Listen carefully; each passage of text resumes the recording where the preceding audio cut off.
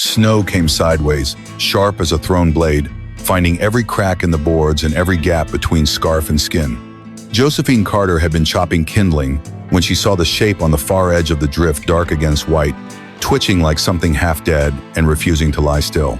The wind ate sound, but she could feel the heaviness in the air, the kind that told of more weather coming before nightfall. She dropped the hatchet and trudged through knee-deep powder.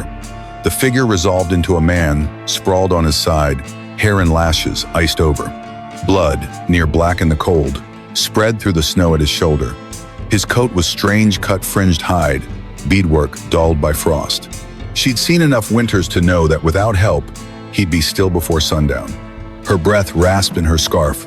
She knelt, gloved hand to his neck, pulse faint, but there. The sensible thing was to leave him, pretend she'd never seen him.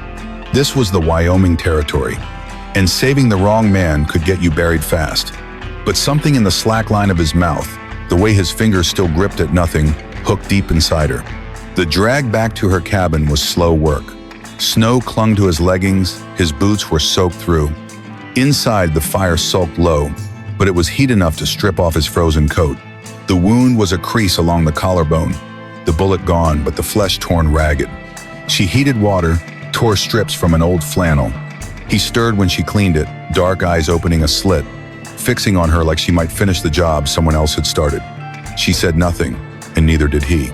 There was too much storm between them. By the time she'd bound the shoulder and settled him near the hearth, dusk had pressed against the windows. Wind rattled the panes, and a smell of iron, his blood, her knife threaded with the pine smoke. She sat in the rocker, watching the fire catch and hold. Every creak of the timbers made her think of Hargrove, the sheriff, and how his gaze stuck to anything out of place. If he came calling, she'd have to answer questions she couldn't afford. She tried not to think of the grave under the cottonwoods, her husband, taken in a raid 2 winters past. Folks said it was the Lakota who did it. Folks said a lot of things. Alone in the cabin, with the snow swallowing the world outside, she found she didn't care about folks half as much as she cared about the steady rise and fall of this stranger's breath. The storm thickened after dark.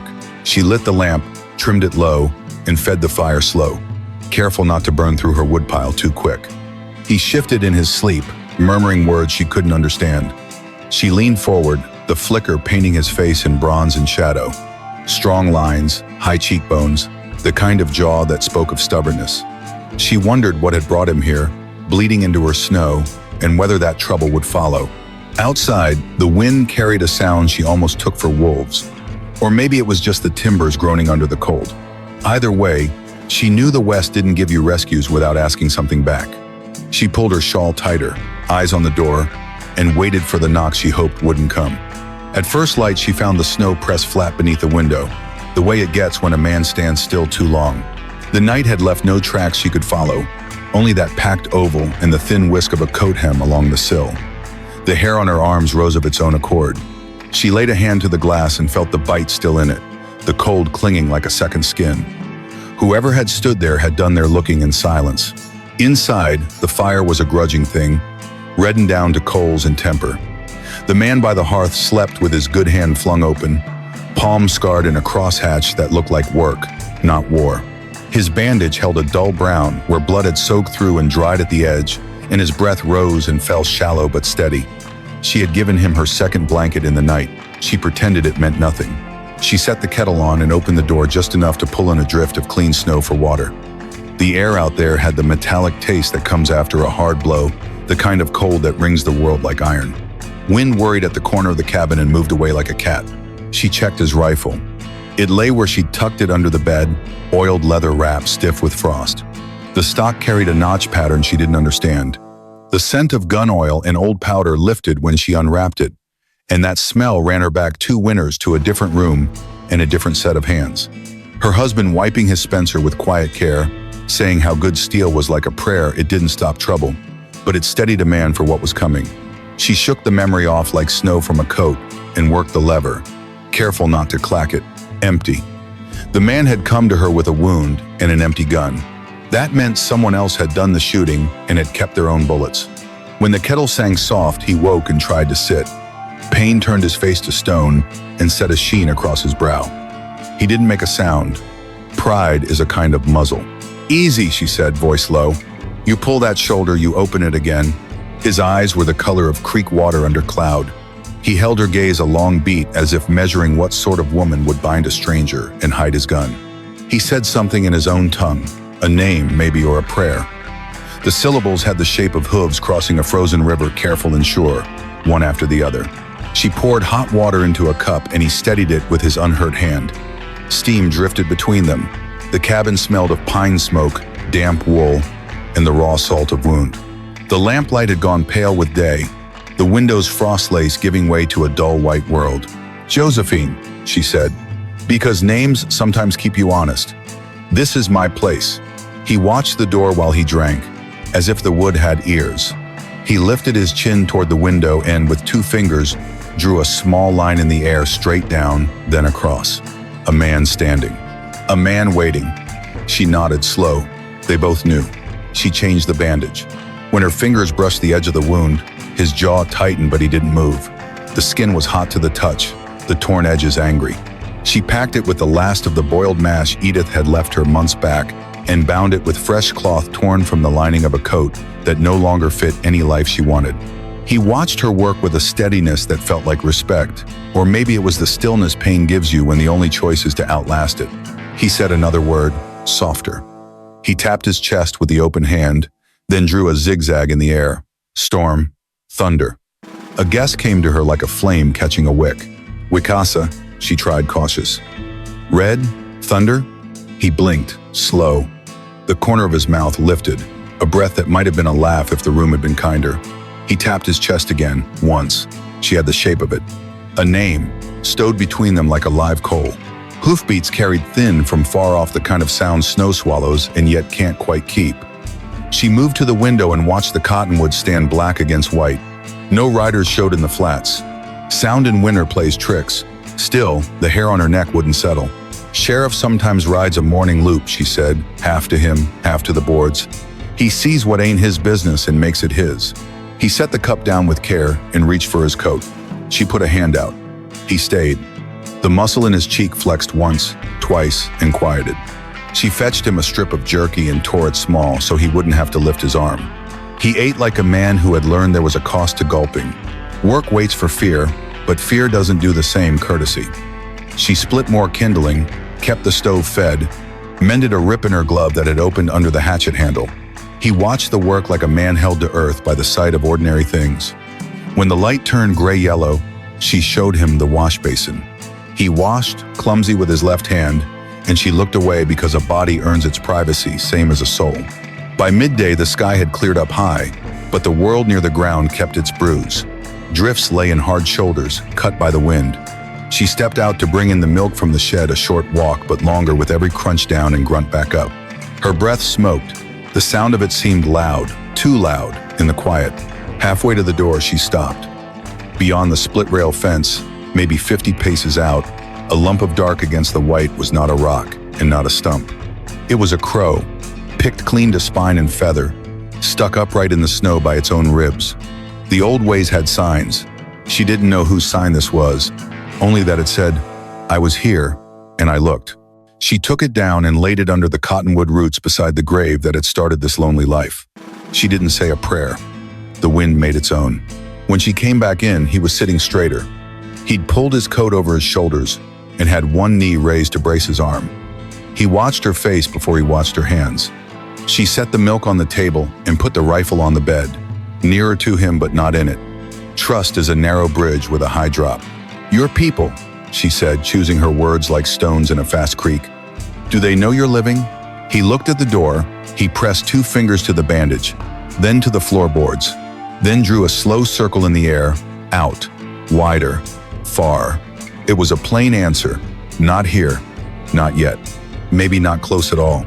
"The men here," she said, "they don't look at a wound and ask how it came. They see beads on a coat and decide what you are, and the rest is just noise. You stay, I'll be branded for it." He met her eyes without flinching. He touched the palm of his hand to his chest again, then to the floor near the fire. A small nod. A question hid in it, quiet as a mouse. "May I?" Her throat went tight. She thought of the window and the packed snow beneath it. She thought of the crow propped on its own bones, and of a sheriff who liked to say law in a way that sounded like hunger. She thought of a grave with a name on it, and the lie that had followed that name around town, that love once lived here and now it was dead, and with it, her right to choose another life. "You may," she said, the words rough as rope. "For now. We'll see if the snow gives us a little time." Afternoon wore down toward evening, and brought with it the thin blue cold a fire can't quite push back. She taught him the one-armed way to split kindling against a stump set low. He taught her, with patience and a faint smile at her clumsiness, how to bind a wound so the edge lay flat and the pull didn't gape it. They didn't talk much. Their glances did the work. As the light failed, a shape came slow along the farther fence line, a rider, high in the saddle, moving as if he'd been born there. The hat was right and wrong at once, broad-brimmed like half the men in the territory, but tilted with a particular set that made its own kind of signature. Tobacco smoke can walk on the cold. She swore she smelled it, though the rider kept on the far side of the world. He stopped, turned the horse's head as if to count boards by eye, and then moved on with a lazy sway that lied about the watching he'd done. She didn't breathe until the rider tucked behind the cottonwoods, and the sound of the hoofbeats blurred into wind. Inside the cabin, the lamplight trembled. Wikasa's hand, the unhurt one, closed around the edge of the blanket as if he meant to keep it still. She went to the door and set the bar. The wood thumped into place with a sound that filled the little room. Outside, the sky peeled itself down to a thin copper strip along the hills, then let go. Night came like a long coat thrown over a chair. She poured them both coffee gone weak and thought about what men decided was theirs: land, law, women's choices. Her heart beat hard, once, twice, and steadied. No river keeps its bank forever. No winter stays. She looked at the bed where his rifle lay and said to herself, plain as if her husband could hear from under the cottonwood, that she would take the trouble that came and take it standing. Wind hissed at the chinks in the logs. The lamp popped once and settled. All at once she felt the weight of that trampled oval under the window, as if it had been pressed into her chest instead of the snow. She banked the fire and sat near his feet and listened to the quiet until she could tell the difference between the house breathing and the world outside, holding its breath. And sometime between the last sip of coffee and the last cough of flame, she understood that mercy is a door, and once you open it, the night will learn the path. There was a shadow at the end of the road before the sun had cleared the ridge. It held still in the brittle cold, horse-breathing steam, a man sitting easy in the saddle like he had nowhere particular to be. Josephine knew better. She stood in the doorway with her coat collar pulled up, pretending to be looking at the line of smoke from her chimney. The figure didn't wave, didn't call, just turned his mount and came on slow, the way a cat walks a fence. By the time the horse stopped at her gate, she could see the frost on the man's mustache. The leather of his coat darkened from old weather. Sheriff Hargrove tipped his hat without smiling. His eyes worked the place over roofline, stacked wood, her face. They landed on the doorframe behind her, where she'd leaned her hand without thinking. The warmth from inside leaked out in a thin rope of breath between them. "Cold morning," he said, and his tone made it sound like an accusation. "It's winter," she answered. He let the silence ride between them until the air seemed to creak. Then he glanced down, and she knew he'd seen it, the faint trough in the snow leading from the shed to the cabin, two sets of prints scuffed together by wind. She shifted her stance to block the view through the door. "Not many folks get company out this far," he said. "Tracks say you had some." "I've got a milk goat," she said plain. "She don't come when called." That got the smallest curl at the corner of his mouth. Not a smile, more like the memory of one he didn't believe in anymore. He leaned an elbow on the saddle horn, eyes sliding to the side of the house. "Mind if I step in? Warm myself? Just for a spell." Her pulse worked at her throat. Behind her, in the dim of the cabin, Wikasa was up in the loft, hidden among the old trunks and quilts. He'd gone there without her saying a word when the first hoofbeats had sounded. She stepped halfway through the door, leaving no space for him to cross the threshold. "I'm keeping the fire low," she said. "Woods, dear. You'll find more heat at the Palmer place." Something hard flickered through his eyes, gone as quick as it came. "You seen anything? Signs of raiders? There's talk one's been through." The words sat heavy in the air. She shook her head, careful to keep it slow. "Nothing but the storm." He studied her face like he might peel it back to see what lay underneath. His horse shifted, iron shoes grating against frozen ground.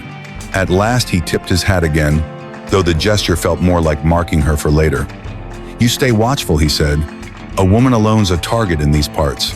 When he rode off, The sound of his hoofbeats stayed longer than the man himself. She closed the door against it and leaned her forehead to the wood. In the loft, she heard the faint creak of a board. Wakasa's shadow shifted down the wall, then stilled. She climbed the ladder with slow steps. He was crouched between a trunk and the chimney stone, the blanket around his shoulders blending into the dark. His eyes asked the question before his lips did. "He's not fooled," she said. "Not yet, but he'll be back." They sat in the loft for a while, the both of them, listening to the wind scrape past the chimney. Down below, the fire whispered in its own language. She thought about the way Hargrove had looked at her door like he'd already been inside it in his mind. Thought about how a man like that didn't ride out here without a reason. By midday, she'd cleared the prints from the yard, dragging a branch in wide sweeps until the ground lay flat again. Wakasa kept to the shadows, moving when she moved, silent as breath. She caught him studying the rifle she'd left on the bed, his hand hovering above it before falling back to his side. Not from fear, more like a promise he wasn't ready to speak. The day bled into a pale, dry dusk. She lit the lamp early. In its light, his face looked less like a stranger's, though that didn't make him safe to keep. She set bread and beans on the table. He took his share without hurry, eyes on hers as though the meal itself was a kind of truce. When she banked the fire for the night, she saw him glance toward the window, the same one with the packed snow beneath it days ago.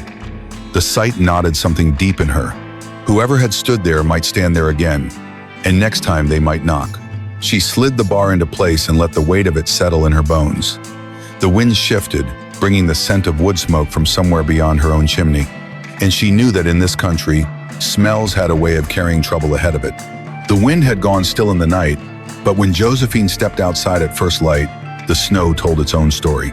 There was a hollow in the drift by the cottonwoods, shaped like the press of a man's knee, and leading from it, half covered by a skiff of powder prints, headed toward the ridge. Not her boots, not Wakasa's own, the sort that kept their toes pointed straight, a rider's walk, measured and quiet. She brushed the snow from the fence rail with her glove, scanning the horizon. The land lay flat and pale under a sky, the color of pewter, no movement. Only that stillness that comes before a change in weather or in luck. Inside, Wakasa sat by the stove, bareheaded, hair falling loose down his back. He was turning the stock of his rifle slow in his hands, thumb tracing each carved notch. His gaze lifted to hers, and without words, she knew he'd already read the sign in her face. They ate in silence, bread gone hard at the edges, weak coffee. The quiet between them wasn't unfriendly, but it was weighted, like the hush before a question neither wanted to ask. When the cups were drained, he nodded toward the fire. She set her chair closer, the two of them framed in the lamplight's low halo. It was he who broke the stillness. In halting English, each word shaped as if it might cut, he spoke of a winter-long past, when soldiers had come before dawn.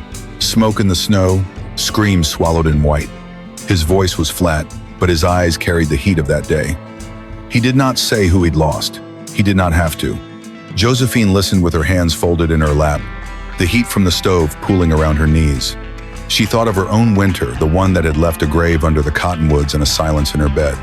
The way folks in town had stopped calling her by name, as though widowhood made her a thing to be skirted around. Her throat felt raw. She told him, in return, of the morning her husband rode out to check the south pasture and never came back. How the men brought her his hat at dusk, brim torn, sweatband stiff with blood. How she'd asked who had done it, and no one had met her eye. The fire snapped once, loud in the close room.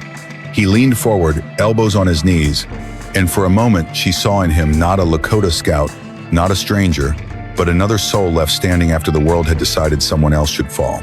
Her hand rested on the edge of the table.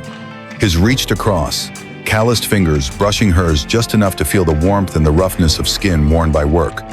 No words, no promises. The contact was brief, but it landed deep. From outside came the faintest clink of metal, like a cinch buckle knocked against a stirrup. They both froze, eyes going to the door. Wakasa's hand slid from hers to the rifle stock. Josephine rose, crossing to the window without sound. She eased back the curtain with one finger. Nothing but the fence line and the shadow of the cottonwoods. But the sound lingered in her ears, too real to be a trick of wind. She let the curtain fall and turned to him. "We'll need to be ready," she said, her voice low. He nodded once, slow. The day passed with little talk. She mended his shirt by the stove while he checked and rechecked the rifle's action. the soft clicks barely louder than the tick of the clock. By afternoon, clouds rolled down from the ridge, turning the light thin and mean. Near dusk, Edith Palmer came up the path, her skirts heavy with snow. Josephine let her in quick, bolting the door behind. Edith's eyes swept the cabin, landing a beat too long on the man by the fire. She said nothing, just set a bundle on the table, dried meat, herbs, a jar of honey. "Sheriff's been asking," she said quietly. "Said he might come riding this way again tomorrow." Josephine's jaw tightened. "Then he'll find me here, same as always." Edith's gaze flicked to Wakasa again, then to Josephine. A nod passed between them, an understanding, with no need for speech. When Edith left, the air felt colder though the fire still burned. Outside, the snow muffled the world, but Josephine knew sound traveled strange in winter. Somewhere out there, Hargrove was making his circle. She stood at the window after nightfall, looking toward the cottonwoods, the dark pressing close. And she thought of the hollow in the snow at first light, and the fact that whoever had left it had not yet decided to knock. Josephine heard the creak before she saw her. Edith Palmer was standing in the doorway with her gloved hand still on the latch, eyes darting to the loft, then to the hearth. Snow dusted her shoulders, melting into dark spots on her shawl. "I brought something," Edith said, voice low. She held out a bundle wrapped in faded calico. Inside was dried meat, a twist of herbs, and 2 strips of clean linen. Wakasa looked up from where he sat, mending a strap, his face unreadable. The lamplight caught on the beadwork at his collar, throwing a tiny glint against the wall. Edith noticed it. Josephine saw the pause in her friend's breath, but also the way she masked it, setting the bundle on the table like it was nothing more than a neighborly errand.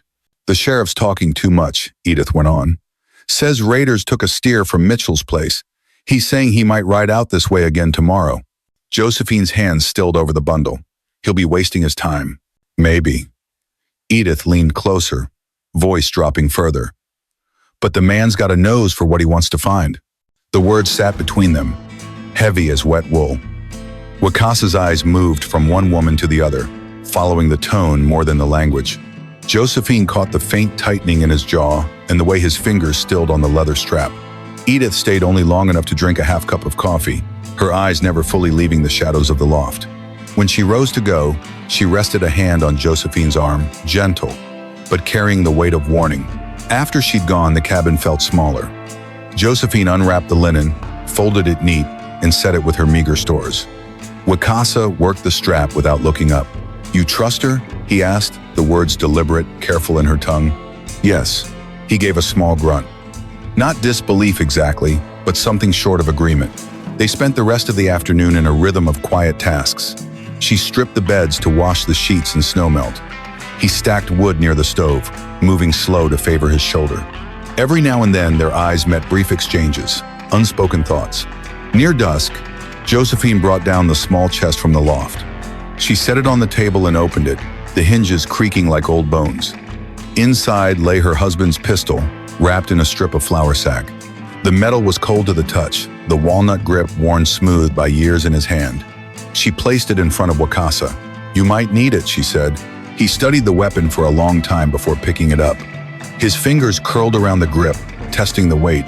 Then he set it down again and pushed it back toward her. "I have mine," he said.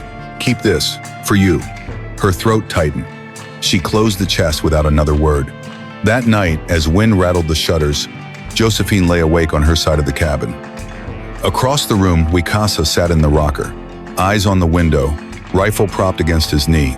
Every so often, his gaze shifted toward the door, as if listening for the knock they both knew would not be polite. Somewhere in the distance, a coyote called long and hollow and was answered by another. The sound threaded through the night air like a warning. Josephine closed her eyes, but the sound stayed, winding itself into her thoughts until she could no longer tell if it was the coyotes or her own mind saying the same thing. "The ridge is watching, and it remembers where you live." Josephine woke to the sound of something heavy hitting the porch.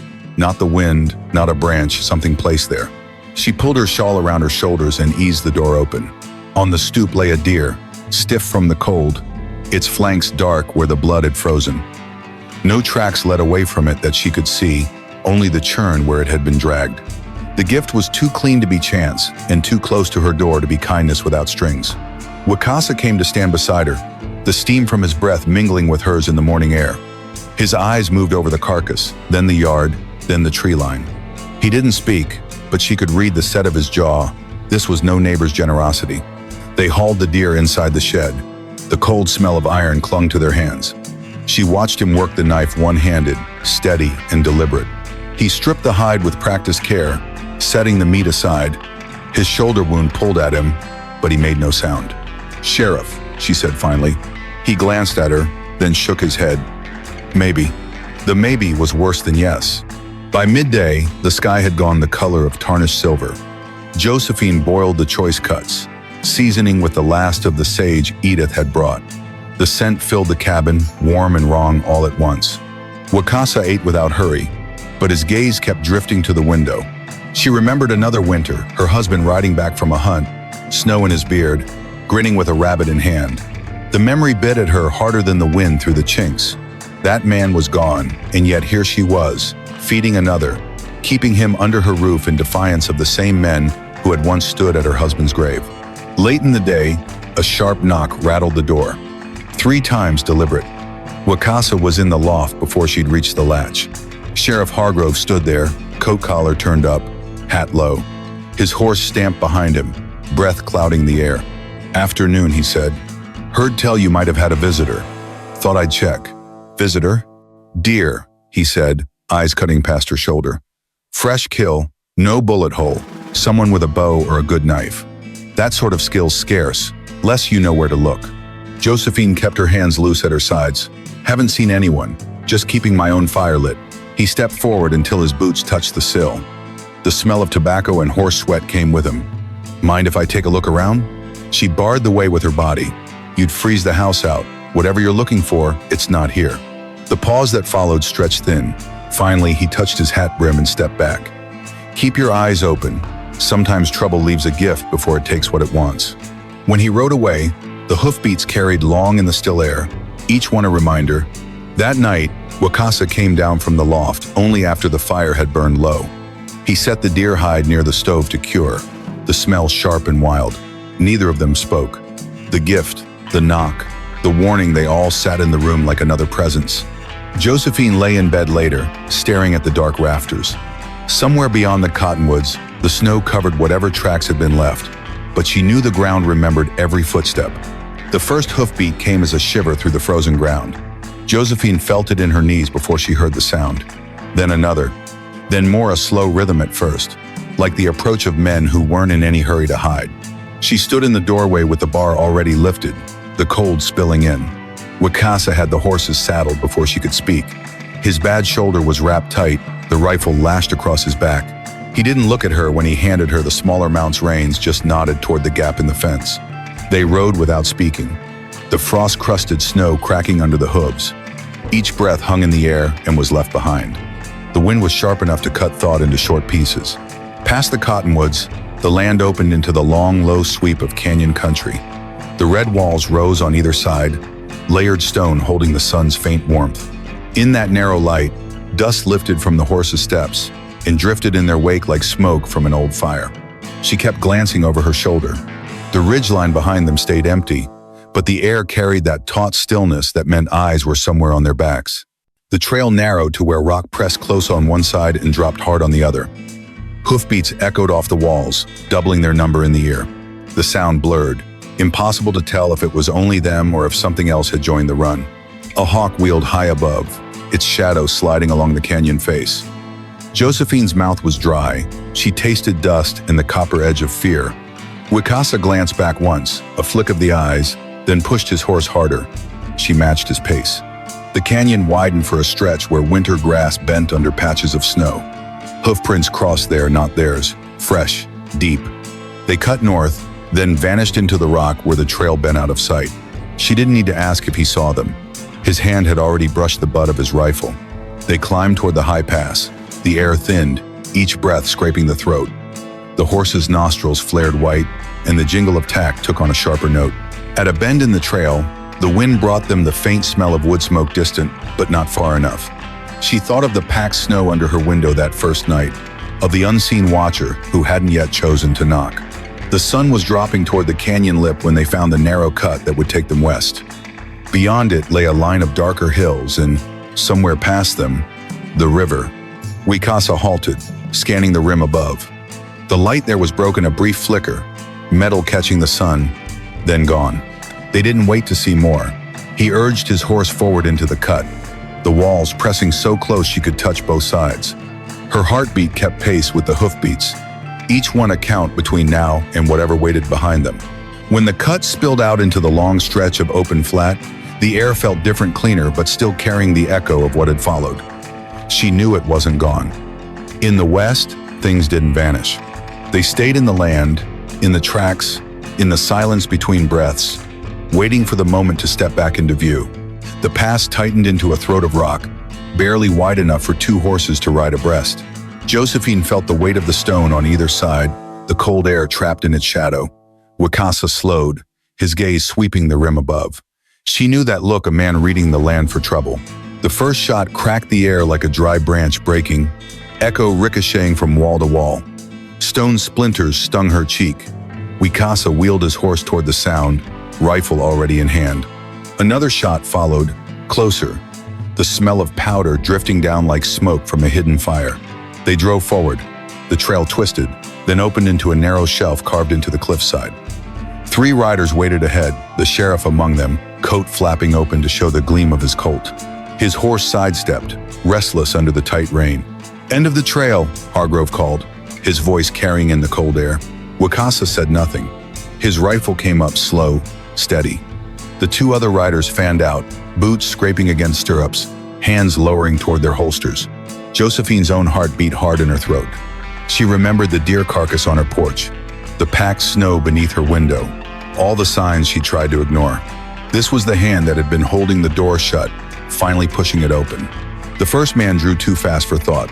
Wicasa's rifle spoke once, the shot ringing off the canyon walls, and the man pitched sideways out of the saddle. The second rider fired wild, his bullet striking sparks off stone above Josephine's head. She ducked low over her horse's neck, the smell of gunpowder raw on her nose. Hargrove's revolver barked, the shot grazing Wicasa's side. Blood darkened his coat, but he stayed in the saddle, teeth bared in something between pain and defiance. His return shot was measured, deliberate. The sheriff's hat flew from his head, and a bright streak appeared across his temple. Not a killing wound, not yet, but enough to make him reel. Josephine kicked her horse forward. Wicasa followed, putting distance between them and the men still alive to follow. The narrow pass spat them out into the open, where the land dropped toward the glint of water far below. The river roared even at this distance, swollen with winter melt, the sound filling the space between their pounding hearts. Behind them, hoofbeats tangled with shouts. She didn't look back. The sheriff would be coming, wounded or not. The pass had not stopped them. The river might if it didn't take them first. The wind off the water carried a chill that went bone deep. Wicasa met her eyes once, a flicker of understanding passing between them without a word. Whatever waited on the other side, they'd have to cross to see it, and the land behind them was no longer theirs to stand on. The river filled the world before them, a wide, churning expanse, the color of hammered steel, swollen with snowmelt and edged in broken ice. Its roar was a living thing, louder than the hoofbeats pounding closer behind. Wicasa reined in at the bank, the horses restless under them, ears flat, nostrils flaring. The spray on Josephine's face was sharp as glass, the wind off the water cutting through her coat like it wasn't there. She could feel the current's pull without touching it, the way a man feels the heat of a fire before he steps too close. Behind them came the echo of pursuit hooves striking rock, the clink of gear, the shouted curses of men closing the gap. Hargrove's voice carried even over the river, ragged from his wound but sure of his quarry. Josephine met Wicasa's eyes. No words passed, none were needed. The land behind was closing like a fist. The only way left was through. He turned his horse first, driving it hard into the water. The shock of the river hit like a blow, spray leaping high as the animal fought for footing. Josephine followed, her mount lurching under her as the current shoved at its flanks. Cold knife through her legs, up her spine, stealing her breath. Midway across, a bullet cracked past her ear, the sound thin in the open air. She didn't look back, but she heard the splash of another shot striking short, the hiss of water swallowing lead. Wicasa twisted in the saddle, firing once toward the far bank. The return fire faltered, replaced by the ragged shouts of men unwilling to risk their mounts in the same water. The far shore came up in bursts, a glimpse of dark sand between waves, the drag of the current pulling her sideways, the heave of her horse finding purchase on slick rock. Wicasa was already turning his mount uphill, water streaming from its coat, rifle still in hand. They climbed into a stand of pines, the roar of the river dropping to a dull murmur behind them. The air smelled of wet earth and resin. Snow clung in shadows, untouched by sun. Josephine looked back through the trees, across the silver coil of water, and saw the figures on the opposite bank small, black against the light. Hargrove sat his horse in the center, hatless, one hand pressed to his temple, watching. Wicasa guided his horse deeper into the timber. The trail was faint, a hunter's path leading north, the shadows closing over them. Josephine followed, her breath still coming hard, her hands numb on the reins. The cold had settled deep, but beneath it something warmer burned the knowledge that, for now, the land ahead belonged to them alone. And yet, as the river's noise faded behind her, she knew the sound would follow her for a long time, curling through her sleep like a promise that the West never lets go of what it sets its eyes on.